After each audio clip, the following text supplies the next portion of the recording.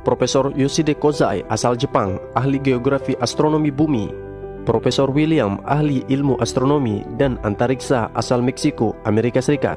Profesor Alfred Korner, ahli geologi bumi Johannes Gutenberg University asal Jerman. Ketiga ilmuwan jenius NASA ini telah percaya dengan Al-Quran dan Nabi Muhammad SAW dan memutuskan untuk memeluk agama Islam secara terbuka. Bagaimana kisah selengkapnya? Mari simak video ini sampai selesai. Bismillahirrahmanirrahim. Assalamualaikum warahmatullahi wabarakatuh. Lagi-lagi, wahyu yang dibawa oleh Nabi Muhammad SAW kembali terbukti. Ini merupakan salah satu bukti bahwa Al-Quran bukanlah karangan dari manusia, melainkan wahyu, petunjuk dan peringatan bagi manusia dari Tuhan semesta alam. Al-Quran adalah kitab terupdate, terakhir dan terbaru sebagai penyempurna dan penutup kitab-kitab sebelumnya, yaitu Zabur, Taurat, Injil dan terakhir Al-Quran. Di dalam Al-Quran berisi ilmu dan pelajaran yang mencakup astronomi, biologi, fisika, kesehatan, dan ilmu teknologi. Kali ini kebenaran Al-Quran datang dari ilmu antariksa luar angkasa dan terbukti secara terperinci 100% benar secara ilmiah dan penelitian. Salah satu penyumbang dana terbesar di NASA atau National Aeronautic and Space Administration ternyata berasal dari Arab Saudi untuk pengembangan program luar angkasa Amerika Serikat dan penelitian umum luar angkasa jangka panjang. Sebagai rasa terima kasih NASA kepada Arab Saudi atau umat muslim sebagai donatur pemberi dana terbesar pengembangan NASA, yaitu NASA mengikut sertakan Pangeran Sultan bin Salman, putra dari Raja Arab Saudi, Raja Salman bin Abdul Aziz As Saud, untuk ikut terbang mengorbit bumi tepatnya pada tahun 1985 menggunakan pesawat ulang-aling Discovery milik NASA yang diterbangkan dari Kennedy Space Center, Florida, Amerika Serikat. Ada hal yang menarik sepanjang perjalanan karir NASA selama penelitian di luar angkasa, yaitu mereka takjub dengan pemandangan aurora ketika di zoom ribuan kali dengan kamera luar angkasa super canggih yang bernama Darkers. Dari penelitian dan pengamatan panjang tersebut, akhirnya ilmuwan NASA mendapat informasi dan kesimpulan bahwa bumi ini dahulunya menyatu dengan langit dan terpisah akibat adanya ledakan Big Bang atau supernova atau Rosnova. Salah satu ilmuwan ahli NASA sekaligus kepala penelitian eksperimen planet yang bernama Karner mengatakan bahwa kehidupan manusia di planet diawali dengan turunnya air. Maka setiap planet yang dituruni air, maka akan ada kehidupan di dalamnya, ungkapnya. Maka dari itu NASA yang dipimpin ilmuwan bernama Karner berambisi meneliti dan menjelajah planet-planet untuk mencari tahu apakah di sana terdapat air, karena air adalah cikal bakal kehidupan, ungkapnya. Ternyata sistem dan hal ini telah disampaikan oleh Nabi Muhammad SAW 1400 tahun yang lalu melalui Al-Quran secara terperinci dan 100% benar. Nabi Muhammad SAW diperlihatkan dan diberitahu oleh Tuhan semesta alam melalui Al-Quran, yaitu surat Al-Anbiya ayat ke-30. أَوَلَمْ يَرَ الَّذِينَ كَفَرُوا أَنَّ السَّمَاوَاتِ وَالْأَرْضَ كَانَتَا رَتْقًا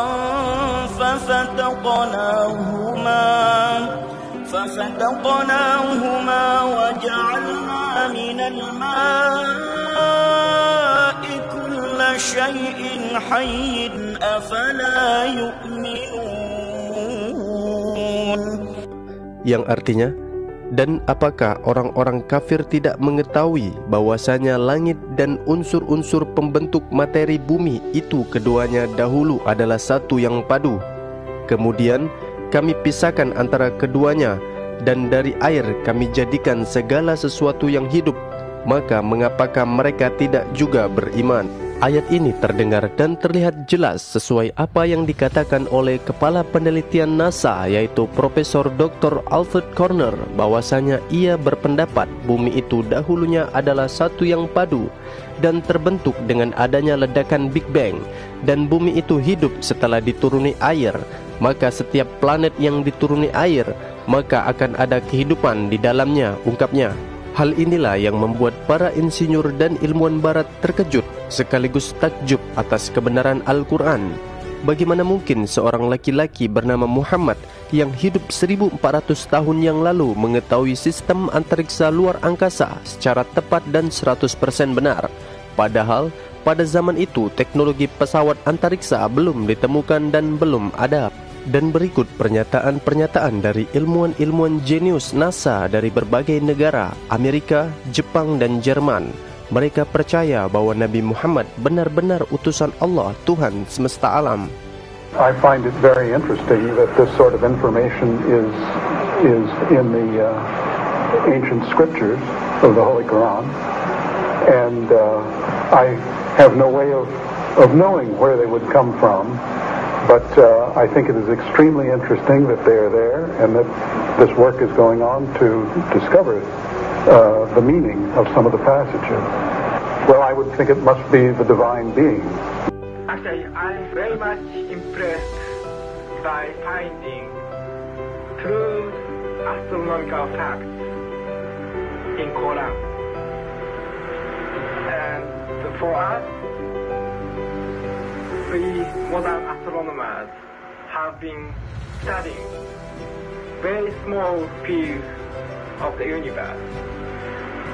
We concentrated our efforts for understanding of very small parts, because by using telescope we can see only a very few parts of the sky without thinking whole the universe.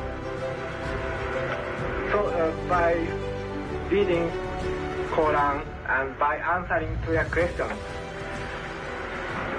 I think I can find my future way for investigation of the universe.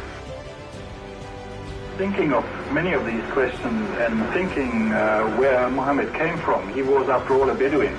I think it is almost impossible that he could have known about things like the common origin of the universe, because scientists have only found out within the last few years with very complicated and advanced technological methods that this is the case.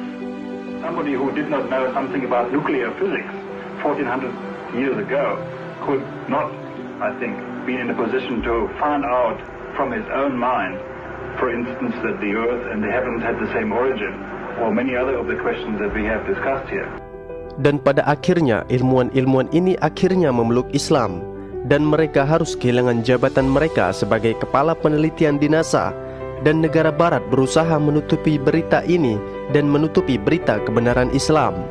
Bahkan seorang penulis filsuf dan sejarawan Inggris yang terkenal bernama Thomas Carlyle, ia menulis buku yang berjudul One Horse Hero Warsi and the Heroic in History yang ditunjukkan kepada negara barat.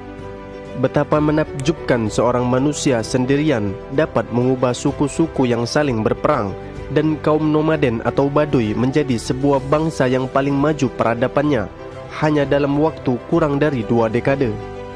Kebohongan yang dipropagandakan kaum barat yang diselimutkan kepada orang ini atau Muhammad hanyalah mempermalukan diri kita sendiri, sosok jiwa yang besar, yang tenang, seorang yang mau tidak mau harus dijunjung tinggi.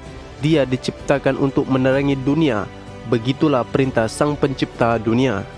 Di antara aib terbesar hari ini ialah bahwa masih ada saja orang yang mengatakan bahwa Islam adalah agama bohong dan Muhammad adalah penipu.